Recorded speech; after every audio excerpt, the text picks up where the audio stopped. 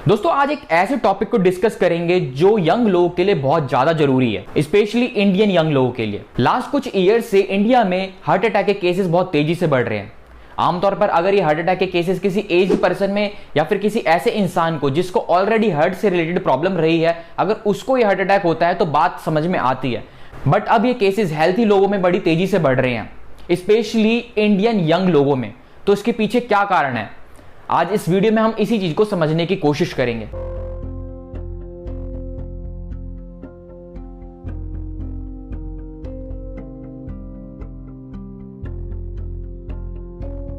सबसे पहले heart attack या फिर दिल का दौरा होता क्या है, या फिर किस कंडीशन को हार्ट अटैक बोला जाता है। हार्ट अटैक वो कंडीशन होती है जब एक ब्लॉक्ड आर्टरी ऑक्सीजनेटेड ब्लड को हार्ट के किसी दूसरे पार्ट में पहुंचने से रोकती है। कई बार इसके सिम्टम्स इमीडिएटली देखने को मिलते हैं, तो कई बार धीरे धीरे समय के साथ। हाल ही में कई ऐसे केसेस सामने आए हैं जब 40 से 45 साल के फेमस सेलिब्रिटीज की डेथ हार्ट अटैक या फिर कार्डियक अरेस्ट से हुई है, जिसे कई बार कंट्रोवर्सी से भी जोड़ा गया, क्योंकि हम ऐसा मानते हैं कि हार्ट अटैक जैसे डिजीज एज लोगों में होते हैं। तो जो 40 से 45 साल के लोग हैं, जो फिट हैं, हेल्थी हैं, जो प्रॉपर डाइट ले रहे हैं, उनको तो हार्ट अटैक जैसी प्रॉब्लम हो ही नहीं सकती, हम ऐसा मानते हैं। लेकिन क्या वाकई ऐसा होता है, जो यंग लोग होते हैं उनको हार्ट अटैक नहीं हो सकता?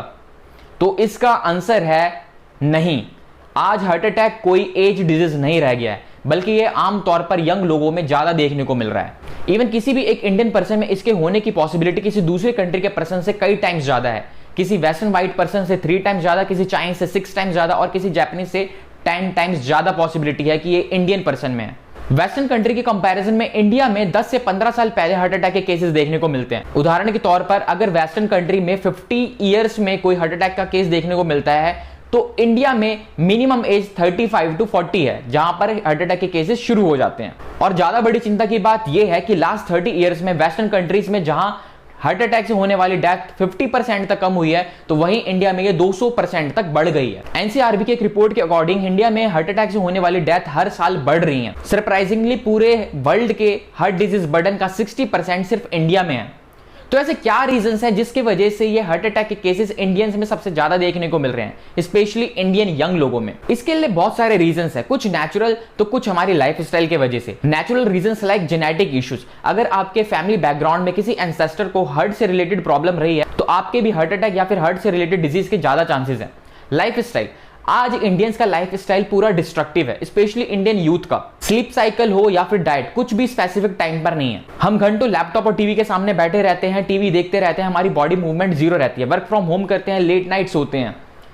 कुछ आईटी प्रोफेशनल्स ने सुट्टा ब्रेक जैसी चीजों को बहुत ज्यादा कूल बना दिया है। खाने के नाम पर हम जंक फूड खाते हैं जो हमारी बॉडी में ट्रांस फैट ऐड करता है, और इन सभी चीजों का हमारे हार्ट पर बहुत बुरा असर पड़ता है। Conclusion, smoking, stress, alcohol, family history के अलावा diabetes, hypertension, high cholesterol, obesity जैसी चीजें इंडियन यूथ में बहुत तेजी से बढ़ रही हैं, जिसकी वजह से कार्डियक अरेस्ट और हार्ट अटैक की प्रॉब्लम इंडियन यूथ में बढ़ती जा रही है। और ऐसा कई रिसर्च में भी देखा गया है कि जो यूथ ऐसी लाइफस्टाइल जीते हैं और जिनमें पहले से कोई हार्ट से रिलेटेड प्रॉब्लम नहीं रही है, उनकी death maximum time cardiac arrest की वजह से होती है।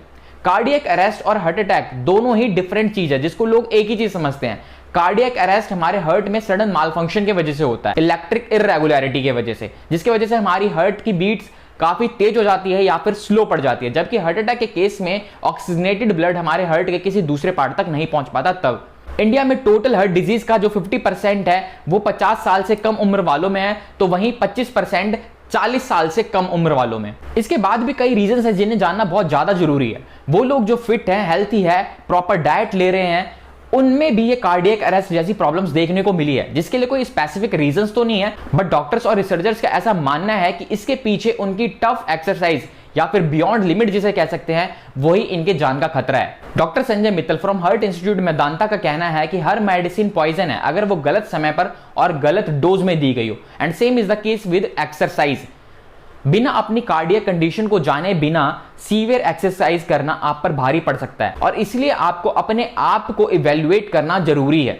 अपनी कार्डियक कंडीशन को जानना जरूरी है, उसके बाद ही आपको सीवियर एक्सरसाइजेस करना चाहिए। कई बार परफॉर्मेंस एनहांसिंग ड्रग्स भी हमारे हार्ट को डिस्कंफर्ट कर देती है, जिसकी वजह से कार्डियक इरेगुलरिटी इंक्रीज हो जाती है। इस पूरे टॉपिक को अगर कंक्लूड करें तो हार्ट अटैक आज कोई एजिंग डिजीज नहीं रह गया है। हमारे लाइफस्टाइल, स्ट्रेस और दूसरे ड्रग्स की वजह से हार्ट से रिलेटेड प्रॉब्लम्स अर्ली एजेस में देखने को मिलती है, और जब तक इसके सिम्टम्स सामने आते हैं तब तक ये डिजीज ऑलरेडी एडवांस स्टेज में पहुंच जाता है।